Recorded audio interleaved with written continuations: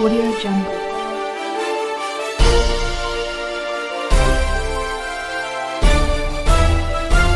Audio Jungle. देश के अन्नदाता किसान भाइयों के लिए अत्यंत हर्ष का विषय है कि अब डीएपी की सब्सिडी में वृद्धि कर दी गई है। जहां अंतर्राष्ट्रीय स्तर पर फास्फोरिक एसिड व अमोनिया की जिस गति के साथ में रेट बढ़ रही थी, उसकी वजह से डीएपी का कट्टा बाजार में 2400 रुपए के अंदर उपलब्ध हो रहा था।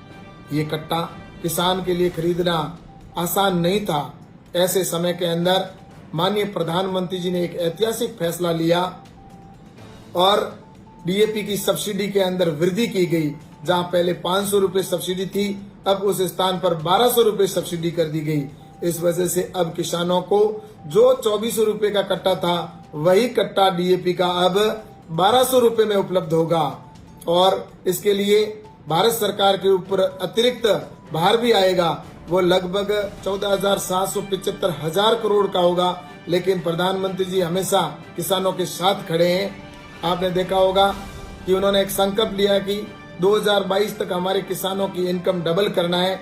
तो उसके लिए चाहे एमएसपी को 1.5 गुना करने का विषय हो, चाहे किसानों के लिए किसान सम्मान निधि के तौर पर 10 करोड़ किसानों के खाते में 20,000 करोड़ रुपए डालना हो, जो लगभग अभी तक 1,25,000 करोड़ से अधिक रुपए डायरेक्ट किसान के खाते में डाले गए हैं। और इसी तरह से चाहे वो 1,00,000 करोड़ रुपए एग्रीकल्चर इंफ्रास्ट्रक्चर पर खर्च करने का विषय हो, और चाहे कृषि के अंदर बजट को बढ़ाने का प्रावधान हो।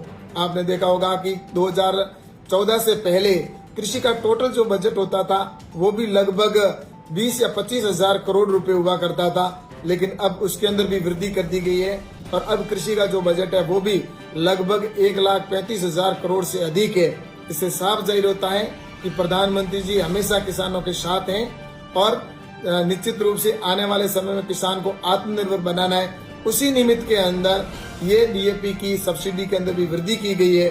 तो मैं इस अवसर पर माननीय प्रधानमंत्री जी को बहुत बहुत धन्यवाद देता हूं और सभी किसान बंधुओं को भी बहुत बहुत बधाई देता हूं।